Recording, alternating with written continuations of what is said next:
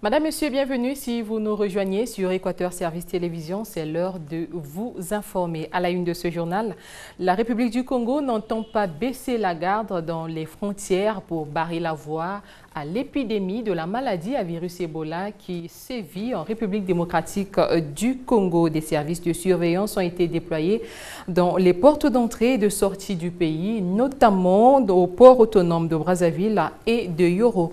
Nos reporters s'y sont rendus ce jeudi. Voici le constat de Jumela Bongo et Anthony Gonza. Au beach de Brazzaville, la présence des agents de santé en charge de la surveillance épidémiologique sont visibles dès 8h et ce jusqu'à 16h. Munis de détecteurs, ces agents attendent l'arrivée des passagers en provenance de Kinshasa en RDC. L'arrivée du canot rapide, les passagers sortent. Directement, on leur demande d'aller d'abord laver les mains. Après avoir lavé les mains, et nous procédons maintenant à prendre la température à l'aide du thermoflash. Selon ces agents, leur service se déroule sans difficulté majeure depuis qu'ils ont été affectés dans ce site.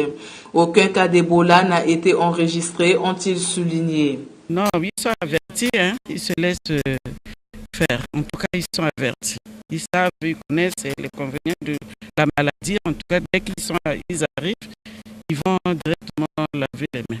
Au port de Yoro et de l'ATC où nous nous sommes rendus, le dispositif sanitaire est en pleine installation, mais le personnel de surveillance est absent.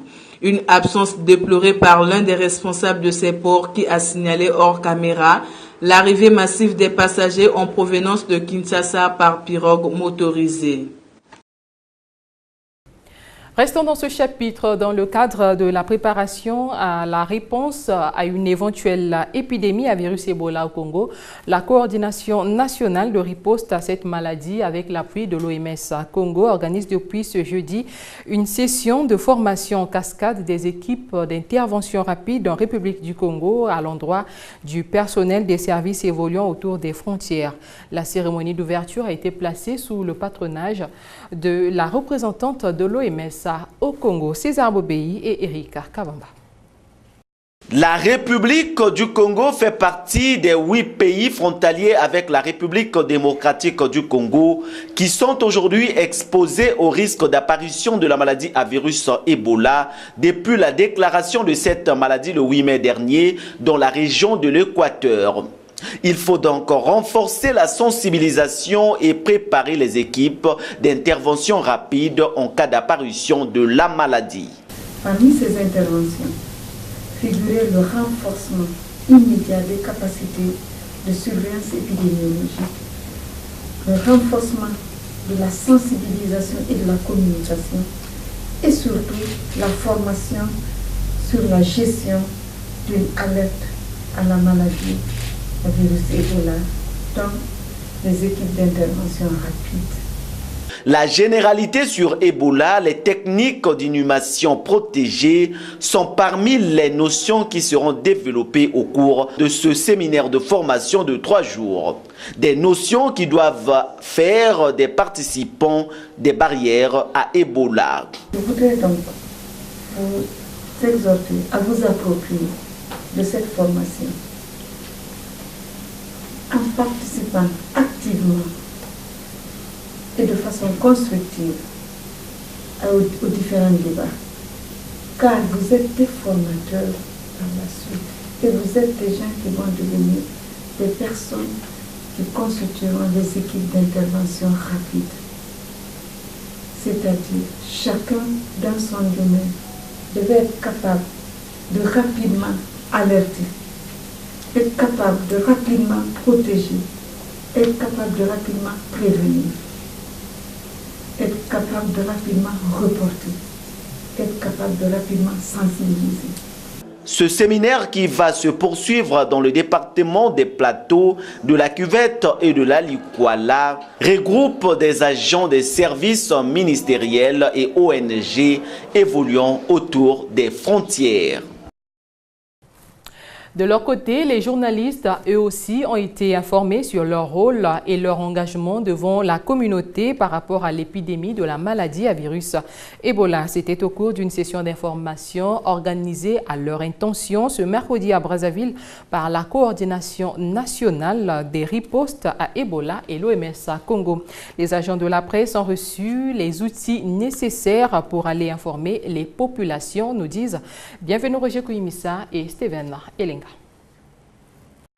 Pour la représentante de l'OMS au Congo, Fatoumata Bitan Tidjane Diallo, cette session de formation des journalistes sur la maladie à virus Ebola devra non seulement donner les outils nécessaires aux chevaliers de la plume et du micro, afin de sensibiliser les communautés sur la maladie, la prévention et la contamination, mais aussi d'accompagner les gouvernements et ses partenaires dans les missions de surveillance. Et on ne peut pas parler de communication sans parler des communicateurs. Et c'est pour cela que, avec la partie nationale et avec vous tous, on a élaboré un plan de communication. C'est vous qui savez comment communiquer pour que la population adhère à toutes les stratégies, soit avec nous, nous aide dans tous les autres domaines et qu'on puisse ensemble réellement constituer la vraie barrière, parce que cette barrière ne peut passer qu'à travers les communautés. Et pour atteindre les communautés, on a besoin de vous. Face à la presse, les experts venus, certains des pays déjà victimes d'Ebola ont informé entre autres sur les rôles des journalistes dans la communication et l'engagement communautaire. Au sortir de cette séance de formation, les journalistes se sont dit satisfaits des enseignements reçus. C'est juste comme nous servons de relais, donc c'est comme une continuité. Dans le cadre de la prévention, vous savez qu'on n'a pas la maladie, ça ne devrait être la même dynamique, mais le ministère et les partenaires comme le MEDES et l'UNICEF ne se lâchent pas d'ardeur pour nous associer justement à cette prévention. Donc c'est à nous de prendre les relais, de donner un maximum d'informations dans nos journaux, télévisés, radiodiffusés et à la presse écrite, de donner un maximum de conseils à nos populations pour se prévenir de la maladie. Et la presse, elle est là pour communiquer, pour informer, pour unir et non désunir. Et justement, c'est pourquoi l'OMS nous appelle à faire en sorte que nous puissions véhiculer ce message. Le Congo a déjà été victime d'Ebola, notamment dans les années 2001, 2002 et 2003. Changeons de chapitre, le Congo, à l'instar de toute la communauté internationale, a célébré ce 27 juin la journée internationale des micro, petites et moyennes entreprises. L'occasion a permis à la plateforme de financement Oukaley de rassembler à Brazzaville les créateurs, start-up et dirigeants de micro-entreprises autour d'un diagnostic sur leur situation et dégager les pistes de solutions pour développer le secteur de l'entrepreneuriat. Retour sur ce reportage de Viva Mambwana et Eric Kabamba. Que manque-t-il à la République du Congo pour que ces PME se développent? Cette thématique était au cœur de la première édition de la Journée internationale des micro, petites et moyennes entreprises célébrée ce 28 juin à Brazzaville. Le développement personnel de l'entrepreneur, comment financer son projet sont entre autres les sujets développés au cours des panels. Nous avons voulu, à partir de cette thématique, rendre compte de la place que l'humain, que l'homme, en tant que capital fondamental du développement de l'entreprise, occuperait dans l'organisation du projet ou dans l'organisation de l'entreprise en tant que telle. Pour la Fondation MTN d'un point de vue global, ce que je peux rajouter, c'est que la problématique de l'entrepreneuriat est liée à l'éducation. Parce que selon notre cause aussi, ça parle aussi d'un base éducatif. Donc, éducation, entrepreneuriat, l'entrepreneuriat devient pour nous une finalité. Mais on ne peut pas parvenir à un entrepreneuriat effectif sans prendre en compte toutes les notions éducatives nécessaires. Donc là, c'est capital pour pouvoir réussir quelque chose de concret pour l'avenir, non seulement pour soi, mais pour les autres. À l'issue des échanges, les participants ont livré leurs impressions. Je suis très satisfaite parce que c'est un système tout à fait nouveau, c'est bien, surtout en Afrique, parce que déjà qu'une communauté cotise pour créer des capitaux qui vont être ingérés, donc qui vont être donnés à une entreprise qui a son projet pour que cette réalisation se fasse. C'est une opportunité. L'occasion est donc donnée aux promoteurs des micro, petites et moyennes entreprises de se tourner vers la plateforme Oukalei qui entend les accompagner avec un plan de financement participatif. Dans l'actualité également, le brevet d'études du premier cycle, session de juin 2018, a été lancé ce mercredi sur toute l'étendue du territoire national. Pour se rendre compte du climat dans lequel a démarré cet examen à Brazzaville, notre équipe s'est rendue au CEG Ngagne-Édouard, l'un des centres retenus à cet effet. Là-bas, c'est plutôt dans la sérénité que les candidats ont affronté la première épreuve du dit examen. En constat de Ulrich Adjebi. Concentration, réflexion et tranquillité, c'est dans ce climat que ces candidats du centre Ngagne-Édouard ont abordé la première épreuve du BEPC. Loin de leur sac et autres effets personnels, ces élèves rassurent quant à leur détermination à bien travailler, surtout lorsque les sujets sont jugés abordables. Ça se passe bien. J'ai un peu peur, c'est tout. Avant, j'avais un peu peur parce que c'est la première fois, mais quand je suis arrivé en classe, j'ai vu le sujet, c'est vraiment abordable. Donc je suis sûr que nous, je serai admis. L'examen commence avec les mathématiques. Dehors, la cour est déserte, seul le chef de centre qui, comme les candidats, pense que tout a bien démarré comme prévu. C'est un sentiment de satisfaction parce que, comme prévu par les textes, dès 6 heures, nous étions ici. On essaie un peu de contrôler le matériel, le prime abord, avant le déploiement de la malle. Sinon que les choses se passent correctement. Selon la prévision de la DEC, il était prévu 13 salles ici. Bon, depuis hier, quand nous sommes descendus sur le terrain, on s'est rendu compte que non, au lieu de 13 salles, il n'y en avait que 11. Alors il fallait refaire encore le brassage pour 11 salles. Et c'est ce qui fut fait, tous les enfants sont logés, ils sont là en train de travailler dans les conditions normales. Les candidats ont été bien fouillés avant leur entrée en salle, a rassuré le chef de ce centre. Seulement, parmi les 651 candidats que compte ce centre de Ngagne-Édouard, il y a des candidats égarés à qui on a donné la chance de composer. Il y a un problème peut-être pour les candidats égarés. On a 3 candidats égarés ici qui proviennent des établissements qui ne sont pas retenus au centre CEG Ngagne-Édouard. Mais comme c'est nos enfants, on les a enseignés du premier trimestre au 3e trimestre, on ne peut pas les rejeter, il fallait quand même les retenir, les faire composer. Ils auront une enveloppe spéciale écrite dessus, candidats égarés, que la DEC prendra en compte. Ici à Ngagne-Édouard, le démarrage du BEPC a été une réussite, aussi bien sur le plan administratif que sécuritaire et sanitaire. Direction à présent le palais du peuple. Le chef de l'État, Denis Sassou Nguesso, a reçu ce jeudi le ministre des Affaires étrangères, de la coopération internationale et des communautés de la Guinée-Bissau, Joao Ribeiro Butianco. Ce dernier était porteur d'un message du président José Mario Vaz à son homologue congolais. Reportage Alain, bienvenue au Barguet. Pays insulaire de l'Afrique de l'Ouest, la Guinée-Bissau, qui était il y a quelques mois en proie à des dissensions internes, est en train de recouvrer sa stabilité politique et institutionnelle. Porteur d'un message du président José Mario Vaz à son homologue congolais Denis Sassou Nguesso, le ministre bissau-guinéen des Affaires étrangères, de la coopération internationale et des communautés, Joao Butianco, est venu exprimer ce jeudi la reconnaissance de son pays pour les efforts consentis par le président Denis Sassou Nguesso dans la normalisation de la situation en Guinée-Bissau. Comme vous le savez, la Guinée-Bissau, depuis l'indépendance, c'est un pays qui a connu toujours des crises récurrentes. Il fallait compter sur l'expérience du président Sassou Nguesso, qui a donné un coup de main à notre pays et qui nous a sauvés vraiment et nous a donné la tranquillité qui est nécessaire à ce moment-là. Nous venons d'avoir un gouvernement d'inclusion de tous les partis politiques qui sont représentés à l'Assemblée. Nous venons d'avoir un premier ministre de consensus. On est en train de préparer les élections le 18 novembre 2018, les élections législatives. On est en train de préparer comment faire la révision de notre constitution pour qu'on puisse avoir un régime qui est un régime compatible avec notre réalité africaine. Donc tout ça, c'est notre obligation de venir ici et de dire le président, merci beaucoup, merci pour tout que vous avez fait pour la Guinée-Bissau, pour tout que vous avez fait pour l'Afrique, pour qu'il y ait une paix en Afrique.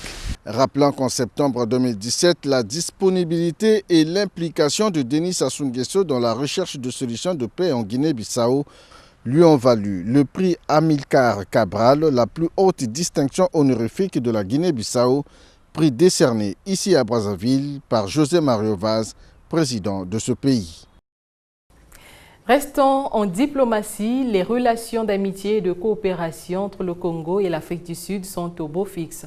Propos de l'ambassadeur de l'Afrique du Sud au Congo, Richard Baloyi, qui a fait ses adieux ce jeudi au président de la République, Denis Sassou Nguesso. Le diplomate sud-africain a salué le chef de l'État congolais pour la bonne santé de la coopération entre les deux pays. Jean-Christophe Osango nous en dit un peu plus.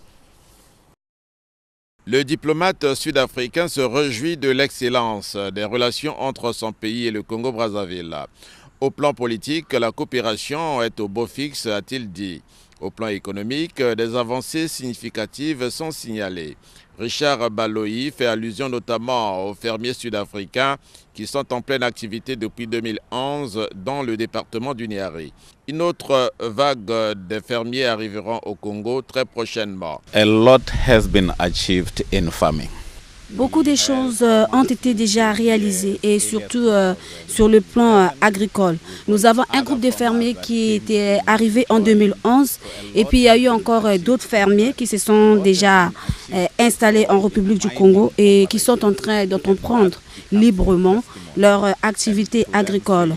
Nous avons eu également aussi des sociétés sud-africaines qui ont travaillé dans le domaine du mine. Nous avons fait venir en 2017 un consortium de sociétés qui ont organisé une mission exploratoire ici en République du Congo en 2017. Et parmi ces sociétés, il y a eu celles qui ont déjà initié un certain nombre de projets. Donc, nous sommes assez avancés. So we are proud about that. Toujours dans l'esprit gagnant-gagnant, la coopération Afrique du Sud-Congo grandit dans d'autres secteurs comme les mines, la sécurité. Le diplomate sud-africain quitte le Congo avec un sentiment de satisfaction et avec une grande expérience qu'il entend partager avec ses compatriotes. Parlons sport avant de boucler ce journal. La 18e journée du National d'élite Direct Ligue 1 sera marquée par deux chocs. Samedi, Étoile du Congo, Kara et dimanche, Diable Noir, le leader, face au 3e AC Léopard. Notre déplacement à suivre, celui de V-Club Mokanda à Owando contre le 2e au classement officieux Assa Otowo. Fidel Sagardeumba sur la présentation de cette journée. Cette 18e journée débute ce vendredi par les rencontres interclubs GSP et Saint-Michel-de-Wenze FC Konzo. Les militaires qui se battent pour sortir de la zone rouge ont enregistré un match nul et une victoire depuis le début de cette phase de retour. Ce vendredi, en premier match, Inter aura sans doute faute à faire devant GSP qui avait dominé Étoile du Congo lors de l'avant-dernière journée par 3-0. L'autre explication de ce vendredi, c'est Saint-Michel-de-Wenze qui a déjà enregistré 2 défaites depuis cette phase, aura comme adversaire FC Konzo qui tisse du mauvais coton. Un nul et une défaite. FC Konzo est 15e avec 9 points, Saint-Michel-de-Wenze 14e, 12 points. Tous ces matchs à Massamba Débat. Samedi, dans ce même stade, premier match, Patronage 11e accordera son hospitalité à Gesté avec 24 points, 8e. Gesté qui a été sorti de la Coupe du Congo compte beaucoup sur le championnat afin de mieux se positionner. Étoile du Congo, c'est la deuxième explication entre le 6e et le 7e. Étoile du Congo, Kara bien sûr. Les deux équipes se sont qualifiées pour les quarts de finale de la Coupe du Congo. À Pointe-Noire, la lanterne rouge Nico Nikoye, 16e, contre As Cheminot. Un match plein de suspense, sans doute. Et dimanche, à Brazza, Tongo Football Club, 9e, 23 points, contre la Mancha, 4e, 33 points. Signalons ici que Tongo Football Club avait battu la Mancha en match aller à Pointe-Noire par 1-0. Donc, un air de revanche et de confirmation. Enfin, Diable Noir à Léopards. Une autre explication et un autre match phare de cette 18e journée. Alia Madingou, victoire des Diables Noirs 1-0. Les Fauves accepteront-ils une deuxième défaite? Réponse en se déplaçant à Massamba Deba. Diable Noir est premier avec 41 points. AC Léopard 3e, 39. Enfin à Owando, la deuxième équipe, à savoir As Otoo, reçoit Veclob Mokanda. As Otoo n'entend pas baisser les bras. Les Pontenégrins de Veclob, qui ont déjà 2 défaites d'affilée, doivent se lever très tôt pour aller chercher un résultat positif à Owando. Et voilà, c'est la fin de cette session d'information. Merci à vous qui l'avez suivi. Au revoir et à très bientôt.